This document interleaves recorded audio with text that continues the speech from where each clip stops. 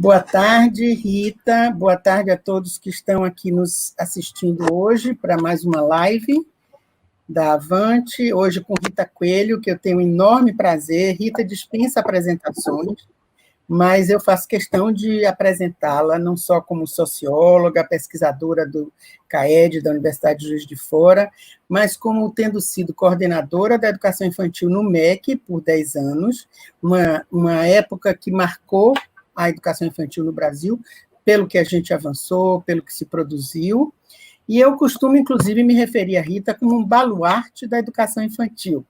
Ela é um baluarte, ela é uma pessoa em quem a gente pode confiar e que a gente tem certeza que estará sempre no lado da defesa, da garantia dos direitos das crianças a uma educação infantil de qualidade, entre outras coisas que ela defende também, que eu sei. Então, boa tarde, Rita, um prazer enorme ter você aqui conosco, né? Uma parceria de longas datas, e que a gente consolida. Então, vamos começar hoje, né, a nossa Boa tarde, Tereza. Um prazer estar aqui com você, representando a valorosa equipe da Avante, os importantes projetos que vocês implementam, também o compromisso social que vocês têm com a infância, com a democracia, com a gestão democrática. Então, para mim, é um momento, uma oportunidade muito agradável, além de revê-la como uma amiga querida, uma boa companheira de luta, né?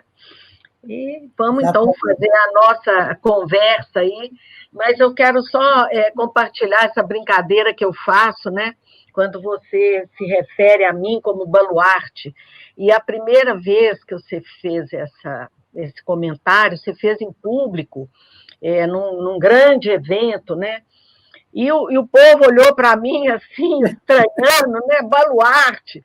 E aí eu lembrei muito daquele conto do Guimarães Rosa, do Primeiras Histórias, o Famigerado, né? Em que é a história de um matador, um cara muito bravo no interior, no sertão, e que alguém, numa discussão, chama ele de famigerado, né?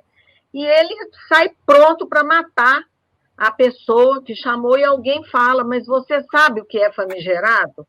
E aí ele fala, não, e vai atrás, então, do padre, da autoridade lá, né?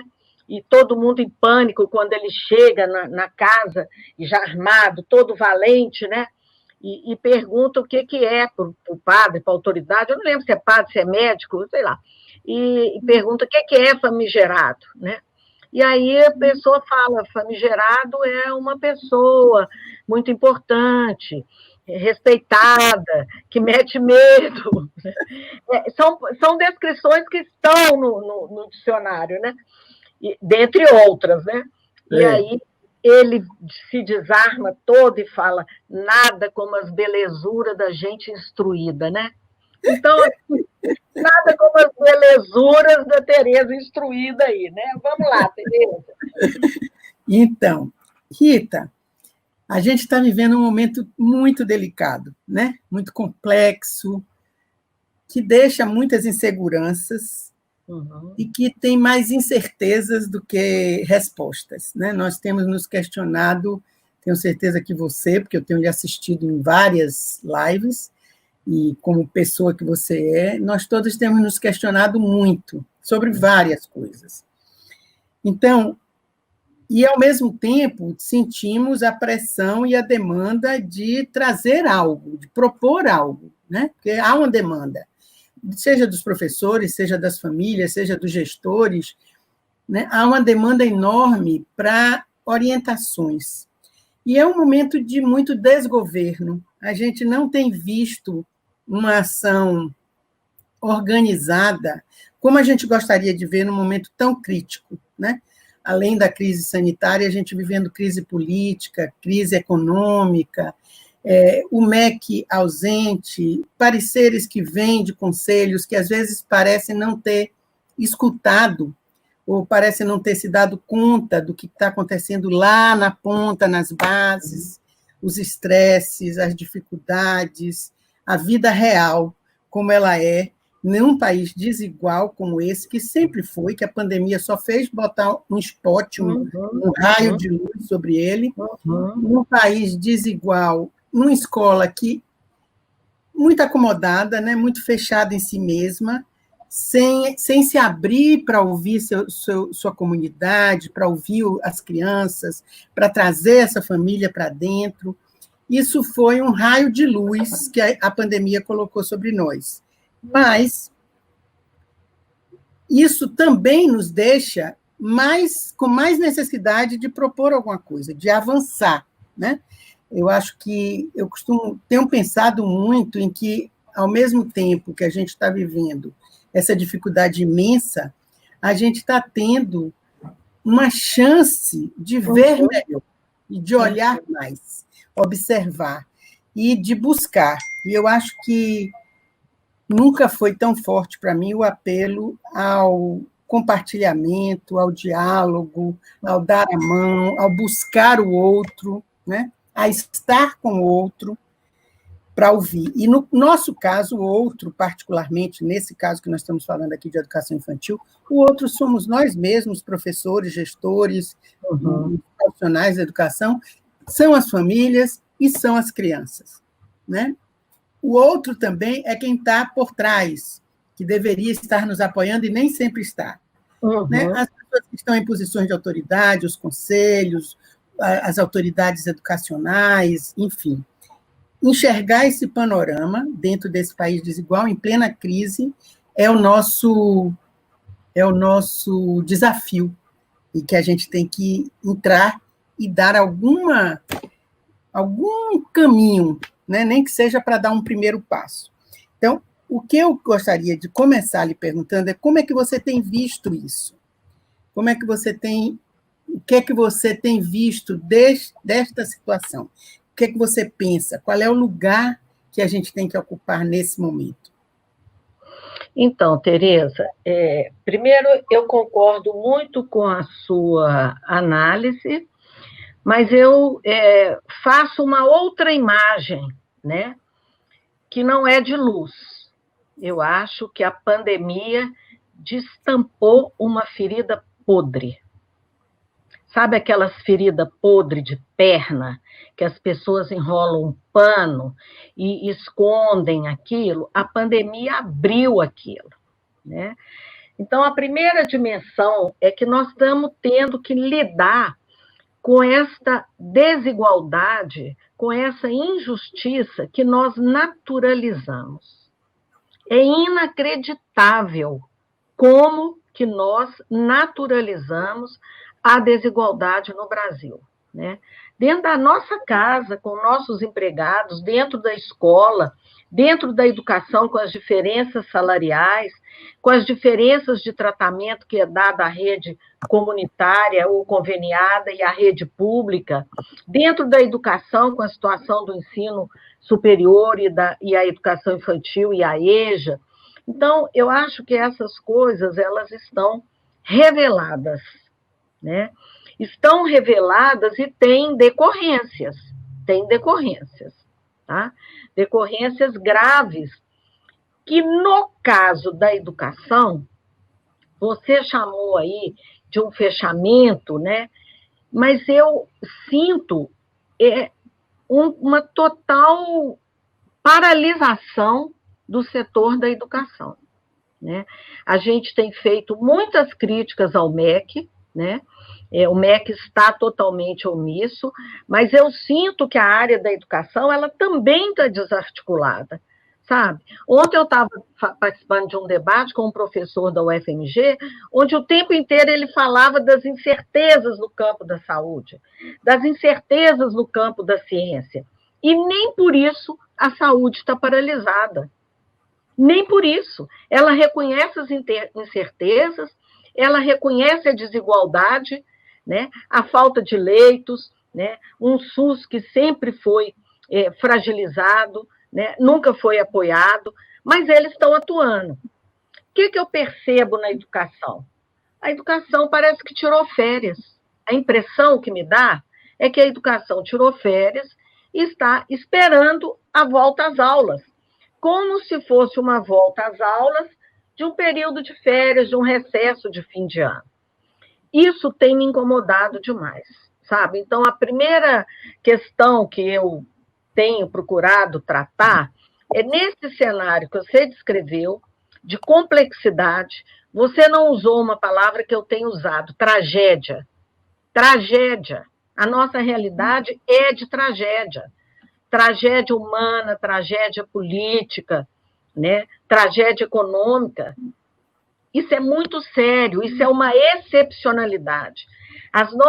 Os nossos raciocínios, as nossas concepções, as nossas estratégias para o tempo de normalidade se esgotaram, não funcionam, estão questionadas. Não é? E aí eu percebo, né, na educação, em nome de proteção, em nome de proteger aluno, em nome de proteger professor, eu sinto uma ausência de posicionamento, né? E aí, o que é o meu temor? O meu temor é outros definirão o que a educação tem que fazer. Percebe? Então, essa desarticulação que a gente sente no governo, que a gente sente na política, parte dela está conosco também. Né? Nós, como profissionais da educação, nós, como uma rede de luta, de defesa da educação como direito de todos, da educação infantil, da infância, nós também estamos diante da incerteza, muito paralisados, aceitando as coisas. Então, eu vou te dar alguns exemplos que eu acho que sinalizam uma possibilidade de ação nossa, né? Em vários países do mundo, a educação infantil, o atendimento de creche e pré-escola está reconhecido como um serviço essencial durante a pandemia. Por quê? Essencial para quem? Essencial para os filhos de trabalhadores de setores essenciais. Filhos de enfermeiro, de médico, filho de caminhoneiro, filho de lixeiro, filho desses trabalhadores que estão obrigados a trabalhar, motorista de ônibus, eles se tornam, eles têm direitos. O direito à educação infantil, o dever do Estado com a proteção social para além da pandemia. Pelo contrário, a pandemia deveria fortalecer, agravar, né, esse direito. Né? Então, por que no Brasil, simplesmente as creches, as pré-escolas, as escolas estão fechadas? Segundo, será que essas crianças estão protegidas ao estarem em casas? Porque nós sabemos, lá na ficha de matrícula, lá na relação que eu, professor, tenho com a criança, eu sei qual que é a criança mais vulnerável, qual que é a criança que corre riscos na sua família, qual que é a criança negligenciada. E por que eu acho que ela está em casa, ela está protegida? Agora, eu não estou defendendo, e isso não significa retorno às atividades da instituição como um todo. Eu estou discutindo a possibilidade de uma análise das escolas, dos seus alunos, das suas crianças, nas suas fichas de matrícula, e tirar desse público os vulneráveis dos vulneráveis. Casar essa análise que a escola é capaz de fazer com a análise que o CRAS faz, com a análise que o Conselho Tutelar faz, e aí eu identificar uma franja de crianças extremamente desprotegidas ao não contarem com o atendimento da creche e da pré-escola. E essas crianças teriam direito a um atendimento que eu estou chamando de emergencial. Né? Então, por exemplo, a Alemanha tem instituições de educação infantil que atendem média de 120, 100 crianças e que no atendimento emergencial atenderam 2 crianças. Percebe a diferença? né? Eu acho isso, Rita, sem querer lhe interromper, né, seu Não, eu acho isso fundamental. Eu tenho trazido isso em algumas falas minhas também, da necessidade de uma ação imediata intersetorial. Exatamente. Porque quem pode, inclusive, além de nós, da área de educação, né, professores, e aí eu vou trazer umas experiências assim que a gente tem contato, porque a gente está trabalhando com municípios lá na ponta. Além de nós sabermos quem são essas crianças mais vulneráveis, que precisariam estar atendidas, né? Se nós não soubéssemos, é só conversar, é só trazer o CRAS, trazer os conselheiros, inclusive os agentes comunitários de saúde, que estão trabalhando. Exatamente. Esses outros setores têm informações preciosas que precisam estar casadas, não só agora, como depois a gente tem que já pensar nessa atuação conjunta.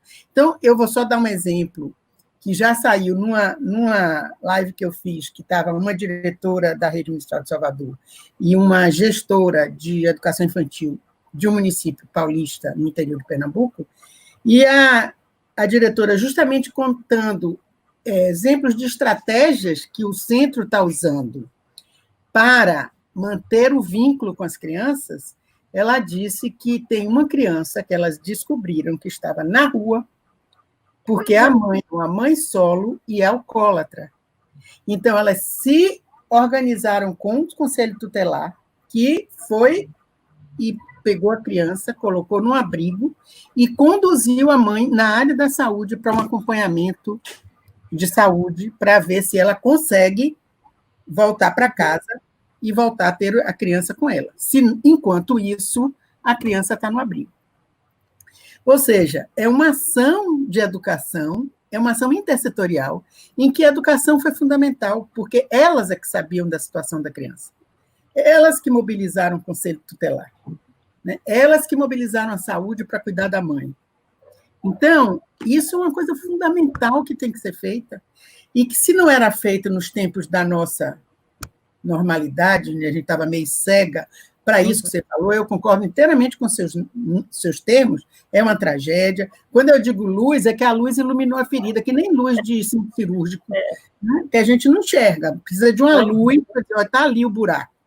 Então, a luz da pandemia mostrou essa ferida horrorosa. Se a educação não se articula, ela também não dá conta. Né? Exatamente. Como é que a gente vai dar conta disso? Como é que a gente vai identificar, saber da criança lá e ter alguém que vá lá pegar a criança, que pegue a mãe, que ajude a mãe, que ajude a criança? Não, tem que ser intersetorial. E a primeira articulação que a escola tem que fazer é com o coletivo da própria escola. Eu tenho defendido que cada escola tinha que ter um comitê de crise. Cada escola, porque as possibilidades das escolas são diferentes. Inclusive, tem escolas fazendo coisas muito interessantes, né? Então, cada escola tinha que ter um pequeno comitê de crise, né? Esse comitê faria essa identificação e essa articulação com assistência social, com saúde, porque há casos que não são tão dramáticos. Às vezes, essa mãe é uma empregada doméstica que está trabalhando, que às 5 horas da tarde ela volta. Então, esse menino precisa de um abrigo. Ele pode ir lá para a creche, passar um tempo lá, não é? A outra questão que eu acho também importante é que os profissionais da educação, eles têm um conhecimento. Eles têm que participar da construção desses chamados protocolos sanitários. Com certeza. Ora, os protocolos, eles são quase que um grande protocolo comum para todo mundo. Só que como que isso vai funcionar? Numa escola, numa creche, num berçário. Isso quem tem que definir é a educação, gente. Senão nós vamos ser vítima da saúde, como muitas vezes no cotidiano somos vítimas da vigilância sanitária, do Código Municipal de Vigilância Sanitária, que chega questionando rotinas da creche, não é? Outra questão grave, né? Nós estamos diante de uma mudança da humanidade e mudança da escola. A escola é uma construção histórica. A escola não é um prédio estável, estático. Ela muda, ela está em processo de mudança, não é? Eu acho que essa tecnologia que nós estamos usando aqui agora, ela veio para ficar. Né? Ela veio para ficar, e ontem tive uma discussão com um professor da UFMG da área de educação à distância, em que ele dizia exatamente o seguinte: as tecnologias hoje fazem parte da vida cotidiana de crianças pobres e ricas. E a escola não trabalha isso. O curso de pedagogia não trabalha isso. Independente de você ter o equipamento ou não ter, ela está na televisão, ela está no vizinho, né? Ela está circulando. Né? E a nossa experiência está mostrando, por exemplo, que essa questão aí, né, da atividade remota não presencial, das palestras, das rodas de conversa virtuais, eu creio que isso veio para ficar. Isso não é uma coisa que vai retroceder. Né?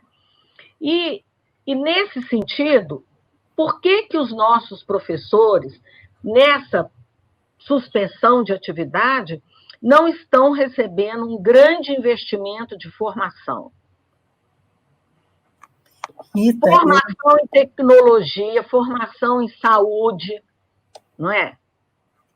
Nós não entendemos nada de sanitário, de epidemiologia, de microbiologia, de zoonose, e vamos precisar entender. Eu acho que era um momento importante desse tipo de investimento estar sendo feito na educação. Então, é bom você falar de investimento, porque esse é um problema. Né? A gente está vivendo tudo isso que precisa de investimento, e a gente está numa conjuntura de, além da emenda 95 do teto dos gastos, já é um ataque, uma votação de Fundeb que se arrasta, que a gente precisa chegar lá, e que ninguém sabe como de fato vai ficar, e prevendo que a gente vai precisar de um investimento maior, seja para esse tipo de formação, seja para a relação professor-criança, quantos adultos por criança, espaços mais qualificados, claro, abertos, materiais, quer dizer, eu sinto que uma das coisas também que a gente vai ter que enfrentar é uma necessidade, é um reconhecimento de um investimento muito maior em educação, em um momento em que o governo sinaliza o oposto e que a gente não vê crise econômica. Como é que a gente... O que é que você acha? Olha os investimentos emergenciais, os auxílios emergenciais. Olha de onde está saindo bilhões para apoiar pequenos empresários, para apoiar desempregados, para montar hospitais de campanha. Tem que sair um auxílio emergencial para a educação, mas essa necessidade tem que ficar clara. Não está ficando clara. Essa necessidade de investimento, essa exigência, tem que estar pautada e exigida, né? Quer dizer, o próprio espaço físico da escola... professores e gestores. O próprio espaço físico da escola. Nós vamos ter que ter mais pia, nós vamos ter que ter água em todas as escolas, vamos ter que ter espaço externo organizado, limpo. Cadê o diagnóstico que cada escola está fazendo dessa necessidade? Cadê? Aonde isso está sendo sistematizado, planejado, exigido, cobrado? Porque a saúde está cobrando. Ela fala, preciso de tantos leitos, de tanto UTI, de tanto respirador. Os empresários estão cobrando. Tantas falências, tantos desempregos. Ninguém vai fazer isso por nós. Ninguém. É a educação que tem que fazer isso. Exato. Sabe? Assim como a educação tem que fazer esse cadastro, né, dos seus trabalhadores também. Os trabalhadores precisam de proteção. Em cada escola, quais são os trabalhadores que estão na faixa de risco? Quais são os trabalhadores que têm morbidade? Quais são os trabalhadores que perderam familiares? A gente tem ouvido falar de vários nas redes que a gente atua, assim, vários profissionais de educação que tiveram perdas dentro da família, quando não agora, sofreram a Covid. Quem vai organizar isso? Quem? Eu não acho que é o prefeito. Não, tem que ser eu acho o coletivo das escolas. Das escolas, o coletivo de profissionais, entendeu? Por exemplo, na educação infantil particular com fins lucrativos, a gente está vendo um fechamento enorme das escolas.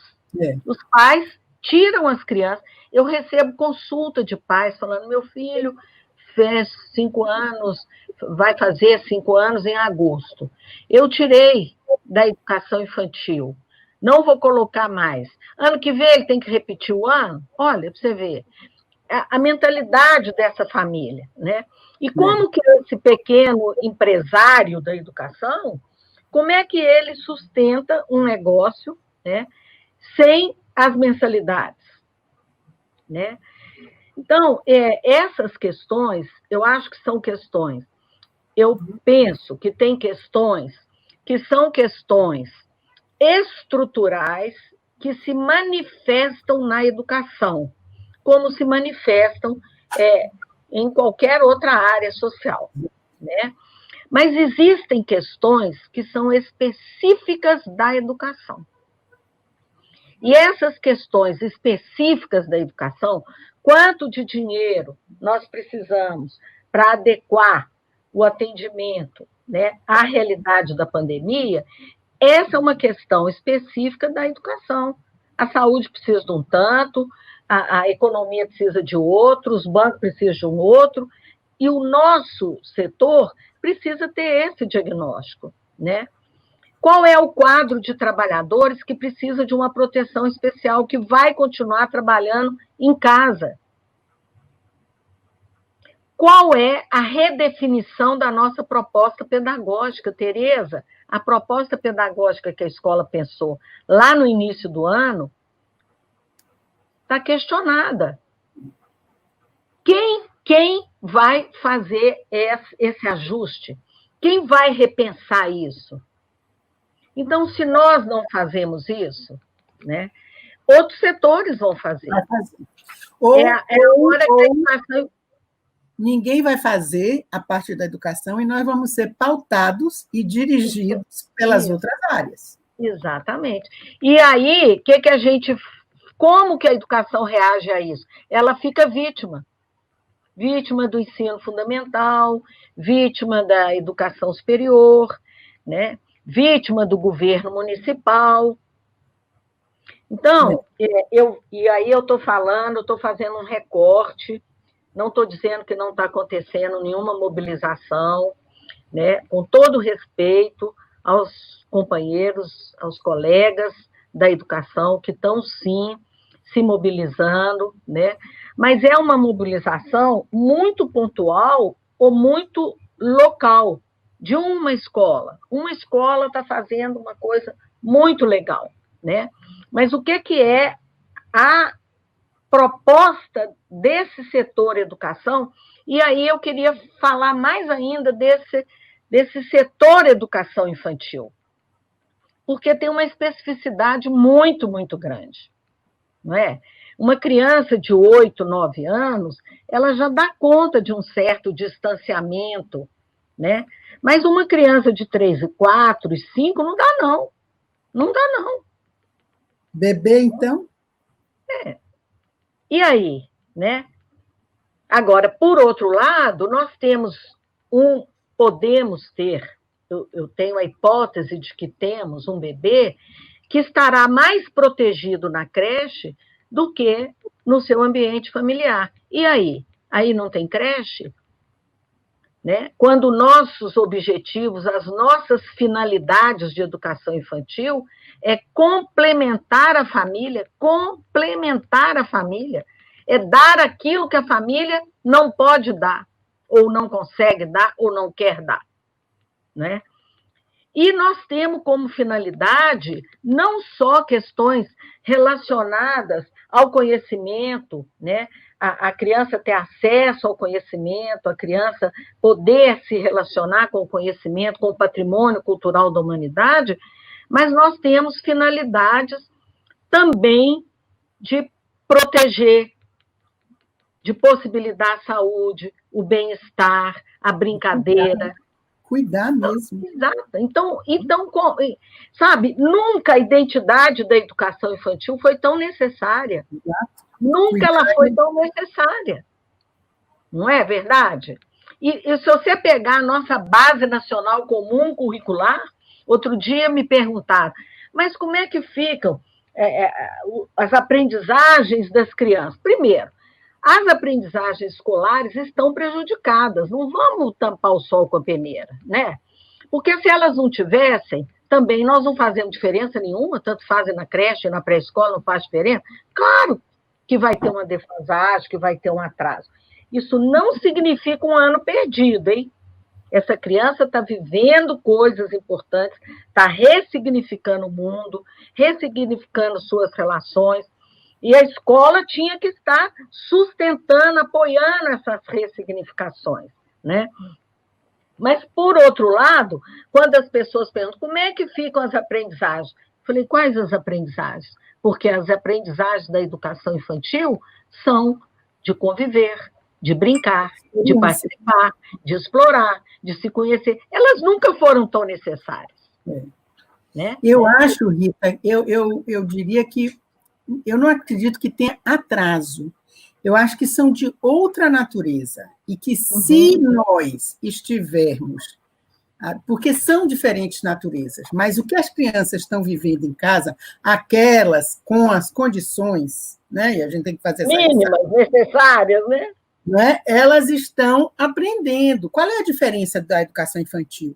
É que na educação infantil elas têm um espaço preparado e organizado com uma intenção pedagógica, elas têm um adulto profissional capaz de orientar e de organizar e de mediar, e ela tem um grupo onde ela amplia a visão de mundo, ela passa a ser um cidadão, ela deixa de ser um filho, uma filha, exatamente, e ela passa a ser cidadão daquele grupo, ela vai conhecer o diferente, o diverso, seja no conjunto de adultos, seja no conjunto das crianças. Então, é uma expansão do universo dela. Mas, na verdade, em termos da aprendizagem pela experiência, ela está tendo em casa. Está tendo também. Por isso ela não tem atraso e não tem que se preocupar com perda de ano. O que ela está tendo é uma experiência diferente, sem esse respaldo profissional, organizado especificamente, com intencionalidade para ela. Se nós utilizarmos esse tempo, como você está falando, para fazer tudo isso que é imenso, né? De colocar a educação infantil na pauta. Mas se, além disso, a gente conseguir ultrapassar os muros e dialogar com essas famílias e procurar manter vínculos com essas crianças, e a gente tem tido exemplos maravilhosos. São ilhas, né? Infelizmente, a gente não tem isso, nem tenho como dizer se isso é generalizado, mas imagino que não seja. Mas, assim, de professoras que mandam vídeos gravados de músicas que as crianças gostavam de cantar, que gravam historinhas para as crianças ouvirem em casa, que mandam foto do que estão fazendo em casa, se têm filhos, do que estão fazendo com seus filhos, que mandam mensagem de aniversário, fazem videozinhos, cantam parabéns, que se comunicam, fazem grupo de zap com os pais do grupo para trocar, saber como é que eles estão, o que é que estão fazendo, se tem necessidades. Né? Se as escolas conseguirem manter esse vínculo, eles estão também contribuindo, não é a mesma coisa que o ambiente da escola, mas eles estão contribuindo com essas experiências e essas aprendizagens que as crianças têm. Né? E o que eu menos me preocuparia é com essa ideia de atraso, ou de perda, ou de calendário, ou de hora. As crianças estão vivendo, e pela base, pelas diretrizes, o que está faltando é a escola. Mas se a escola conseguir se fazer presente em termos dos vínculos e das sugestões, e da escuta da criança, da escuta da família. Eu vi um exemplo outro dia de uma professora que disse que, conversando com os pais, criou um grupo de pais, e falando sobre isso, sobre a necessidade de escutar, mas escutar como criança? Foi falar da hora das refeições. Como é que a criança participa? Deixa ela escolher o que ela quer comer, deixa ela ir na cozinha e ver o que está sendo preparado, deixa ela dizer o gosto dela, deixa ela organizar a quantidade que ela quer. Então, se a professora consegue orientar os pais, e aí tem o feedback dos pais, o retorno dizendo, gente, como eu aprendi, eu não sabia que a criança sabia, ou eu não sabia que o filho podia. Quer dizer, tem que ter esse diálogo, além de toda essa outra parte que é fundamental que você trouxe, que eu acho que é essencial hoje. Se você quer manter a escola viva, você tem que ir até a família, descobrir onde eles moram, né? Eu acho que muito professor deve estar sabendo que só sabia do endereço pela ficha, não faz ideia de onde seja a casa daquela criança, com quem ela fica. E olha que contraditório. Em muitos municípios, a distribuição da alimentação, que é inclusive com recursos do Programa Nacional de Alimentação Escolar, é feita pela escola. Então, a família vai na escola. Vai. Mas a escola não dialoga com a família. A escola não aproveita essa oportunidade para fazer exatamente esse vínculo de apoio, de reconhecimento. E a gente tem visto uma questão grave, que é a escola querer escolarizar o ambiente familiar, com uma queixa muito grande das famílias, né? Quer dizer, a escola abrindo mão de uma profissão, porque a docência, a educação exige uma habilitação profissional, né? E transferindo para a família, para o pai, para a mãe, quando, na verdade, é a escola que complementa a família, não é a família que complementa a escola, não é? E de uma forma muito inadequada, inclusive pesquisadores que estão estudando isso mostram que a adesão nas primeiras semanas é grande e que hoje é quase nula. Hoje é quase nula. As famílias não aguentam isso. Não é? E nem professores, Rita, porque as professoras estão lá vivendo a mesma situação. Às vezes com filhos pequenos, às vezes com um familiar idoso que você tem que olhar, e tendo que fazer, não adianta. E outra coisa, o professor não foi formado. Uma atividade que você pensou para dar de forma presencial não se transforma numa atividade remota não presencial só com você falando num vídeo, sabe? É outra tecnologia. Uma coisa é você ter lá 40 minutos de uma atividade num grupo de crianças, outra coisa é 15 minutos na frente de uma tela. Aquilo é insuportável, sem ter ninguém com você, sem você ter possibilidade de uma interação, não é? Então, algumas estratégias que a educação tem adotado têm afastado as famílias, né? E eu penso que são sinais que nós precisávamos estar correndo atrás, entendeu? Quer dizer, essas, Rita, que têm tentado fazer esse caminho de aproximação, estão dizendo exatamente o contrário, como que elas têm, primeiro, aprendido sobre as crianças, conhecido as crianças e suas famílias, e como que a troca é rica. Porque também do lado das famílias, as mais vulneráveis por falta de tudo, né? Por ausência do Estado, por ausência de todo e qualquer conhecimento de tudo, por ausência de conhecimento. E outras que não são vulneráveis, porque nesse ritmo de vida que a gente adotou, pouco contato tem com as crianças. Então, às vezes, não sabem lidar com as crianças, não estão prontas para escutar, não sabem que isso que alguns pais dizem, eu não sabia que ele sabia. Eu não sabia que ele podia participar. Eu não sabia que ele podia escolher a comidinha dele. Entendeu? Então, é um retomar também dentro de casa. Fica uma atividade que é prazerosa para os dois lados, porque os dois lados se encontram com seus limites e suas possibilidades. Não tem mais aquilo de eu sou professor, sou mais do que o pai, ou eu sou o pai, sou dono da criança, e esse professor não entende de nada, né? Não sabe. Nesse sentido, a pandemia provocou uma certa igualdade. Obriga. Quem não for nessa direção está perdido. porque tem uma questão maior que nos une, né? E quando algumas pesquisas, Tereza, que a gente perguntou para as famílias o que elas esperam da educação infantil, o que elas mais querem da educação infantil, elas querem exatamente isso, compartilhar a educação dos filhos num mundo em mudança, em que os pais não têm uma formação para serem educadores. Então, eles querem dividir essa responsabilidade, né? Então, quando a educação infantil, a creche, a pré-escola, abre esse diálogo mais igualitário, em que informa o pai as necessidades da criança, a conversa com as crianças, as potencialidades das crianças, né? Ela está cumprindo um papel que é uma expectativa muito grande da família, que é me ajuda, vamos criar junto esse menino, né?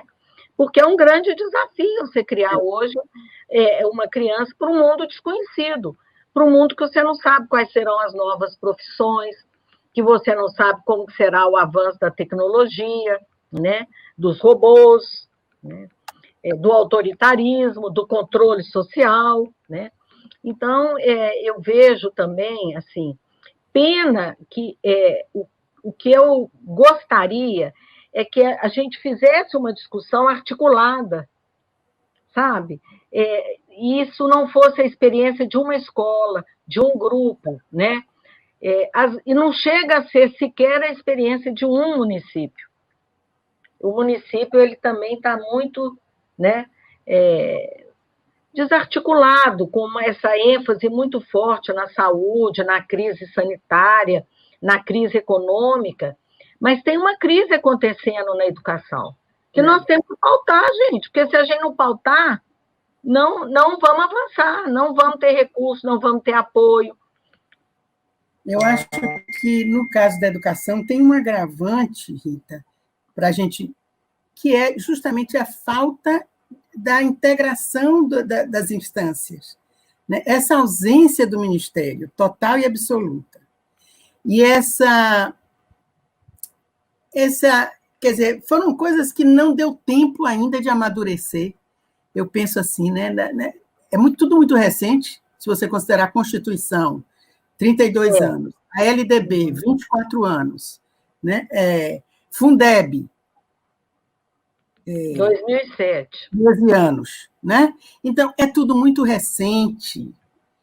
Eu, às vezes, me lembro daquela frase da música de Caetano, é tudo novo e já é ruína, é o que me dá a impressão, às vezes, e que eu vejo o que está acontecendo, porque é tudo muito novo para você enfrentar uma pandemia e um pandemônio ao mesmo tempo, né? A pandemia sanitária e o pandemônio que virou o país. Então, como é que você articula, por exemplo, os estados? Poucos estados estão tendo uma conversa com os municípios. Os municípios tentando se achar, uns mais, outros menos, né? Os órgãos normativos, os conselhos, na maioria das vezes, muito distante. Uma visão muito burocrático-administrativa. Uma visão que está enviesada para a área de saúde, se submetendo, que eu acho que tem que haver uma parceria, né? Eu acho que, nesse momento, a gente tem que escutar muito a saúde, porque é uma questão muito grave, mas a gente não pode, a gente tem que trazer as nossas especificidades, como você falou, né?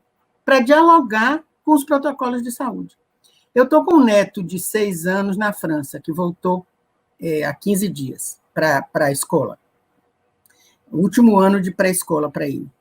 Esta semana, anteontem, começou, ele, quando voltaram 8, eram 20 meninos, voltaram 8. A França, o Ministério decidiu que os pais que não quisessem voltar não eram obrigados a voltar. Então, voltaram. Sou a favor. Esta semana, voltaram todos.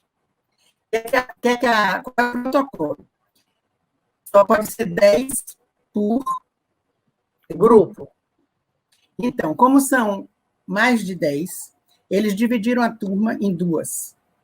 Uma turma vai segunda e terça.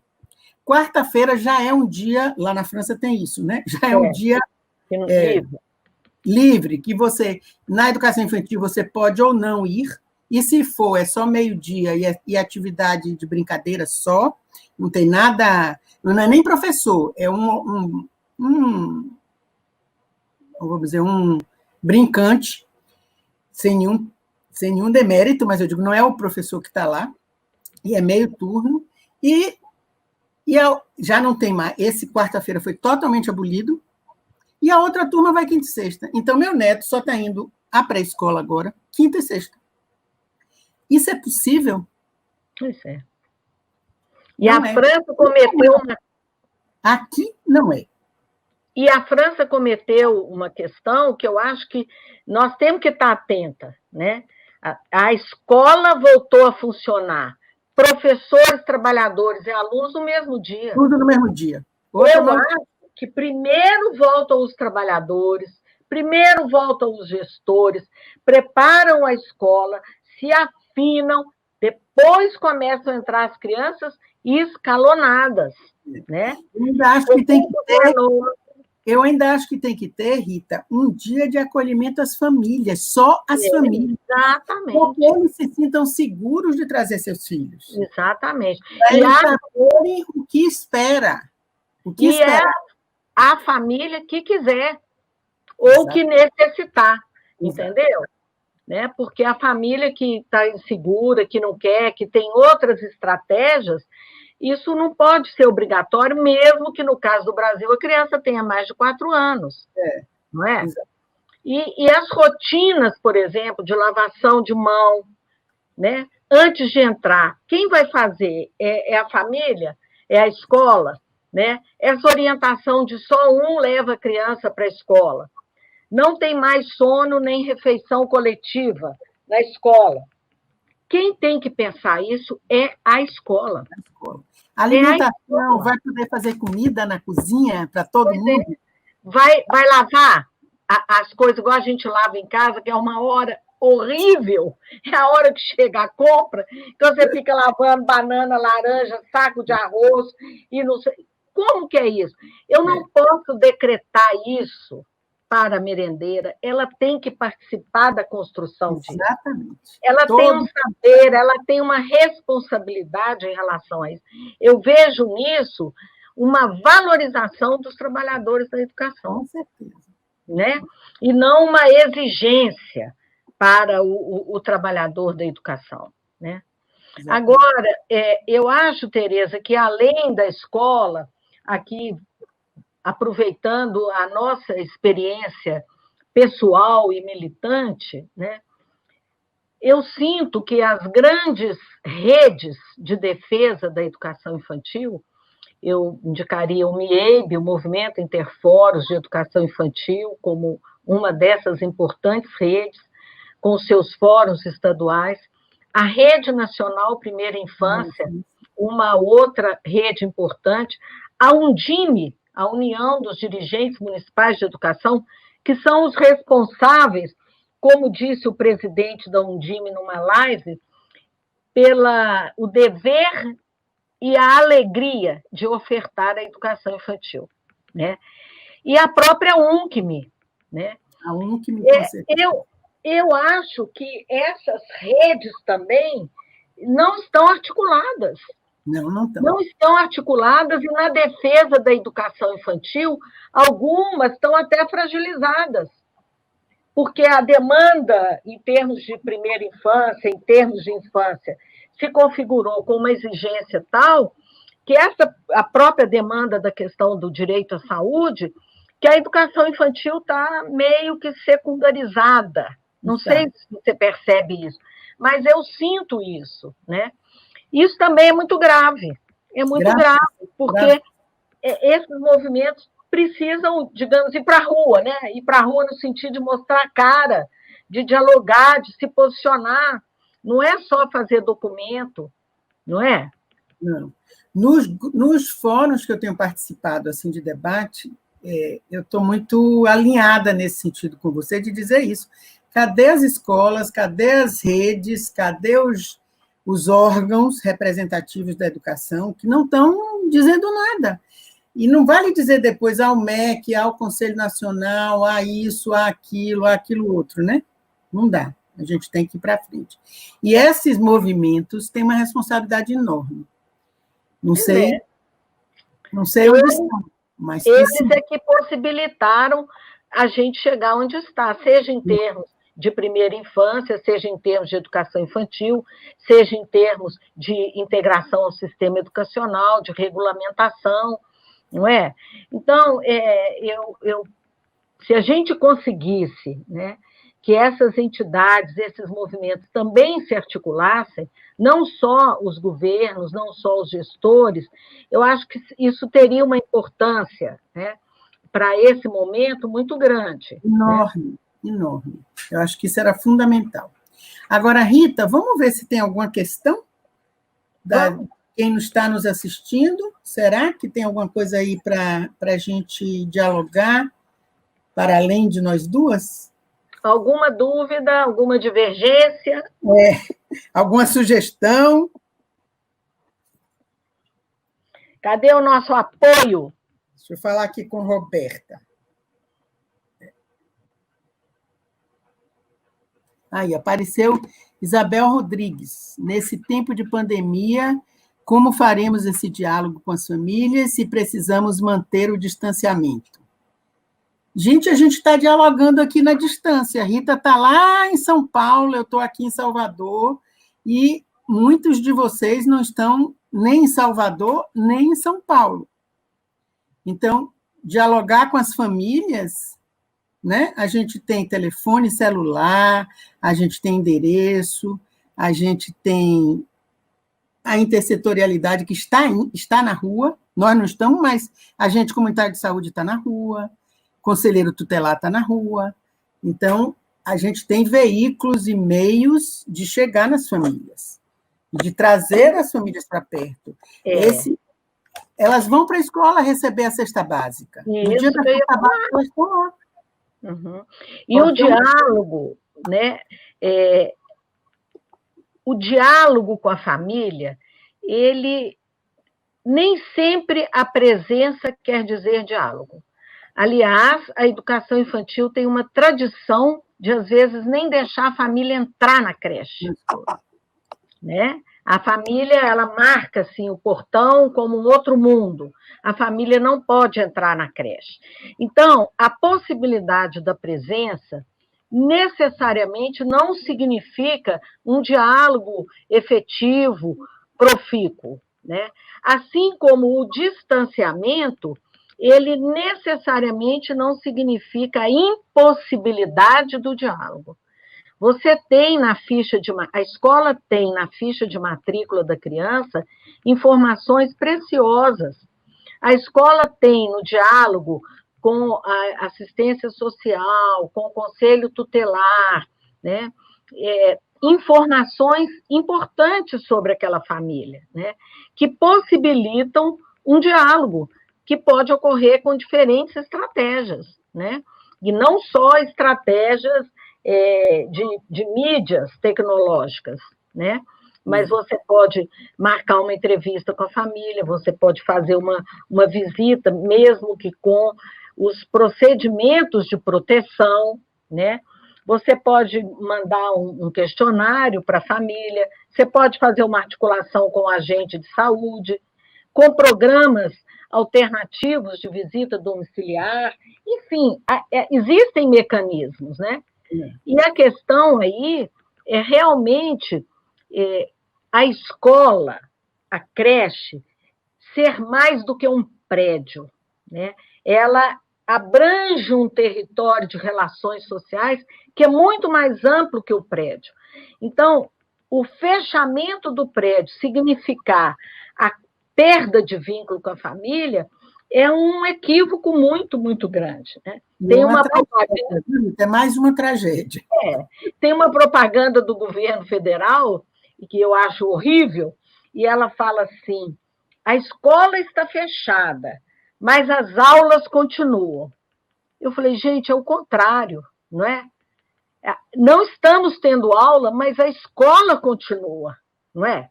É porque o papel da escola está ressignificado, é muito maior que da aula. Reduzir a escola da aula é muito pouco, né? Diante do que nós estamos vivendo.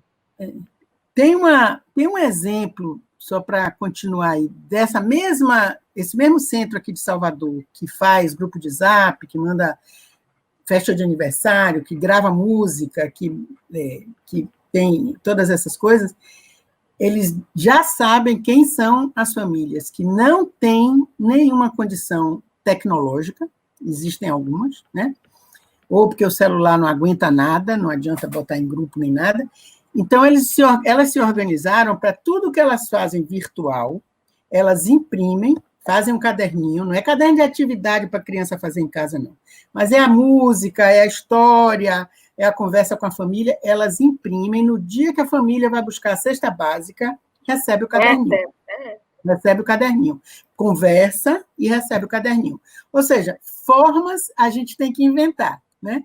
E são programa de rádio, Tereza, tem programas de rádio, assim, que é aquele horário que toda a família escuta, e aí a escola negociou, nesse programa de rádio, colocar lá determinadas informações voltadas para a família das crianças, né, da educação infantil, ou até da educação básica, né?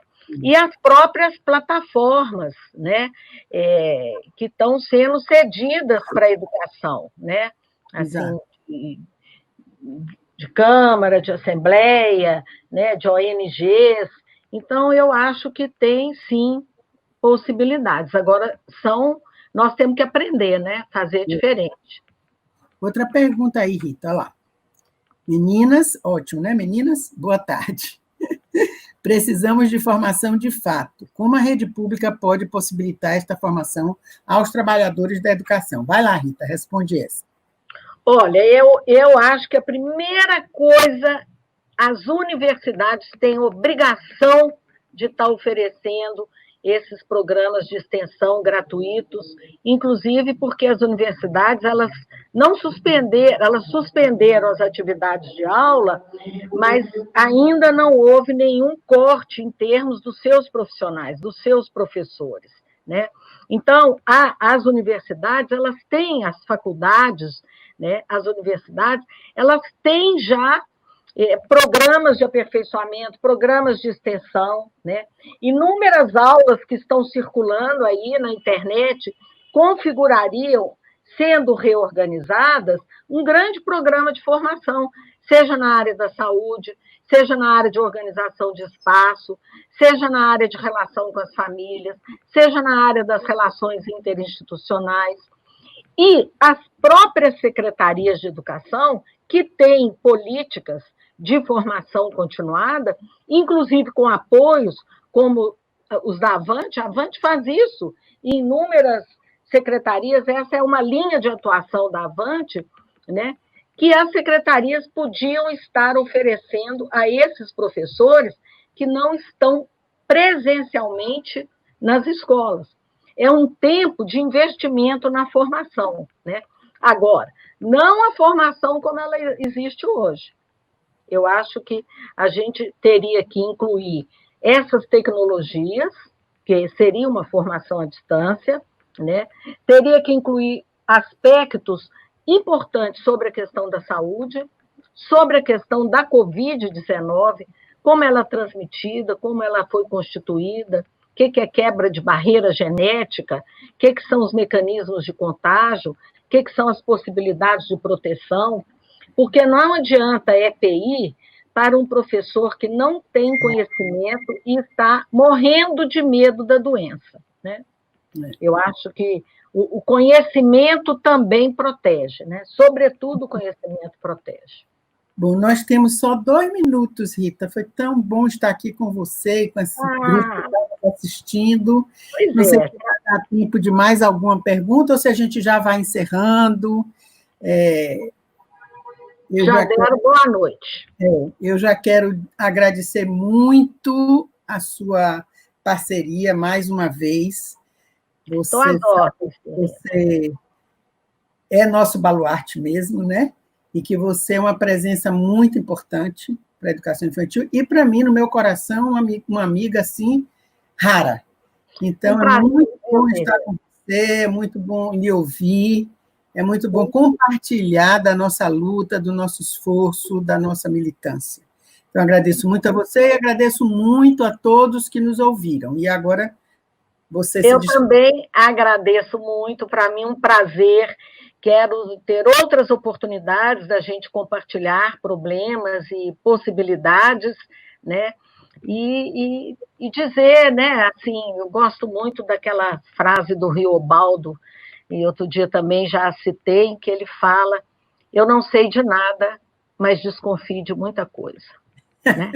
Então, nós estamos aí como uma boa mineira, desconfiando de muita coisa. Muita coisa. Tudo de bom, Tereza. Uma alegria estar com você. Encerrar dizendo que aquele velho ditado africano está muito necessário. É preciso toda uma aldeia para educar uma criança, né? Então, a gente tem que se dar as mãos para levar o nosso objetivo. Muito obrigada, Rita. Obrigada a você. Um beijo, um abraço.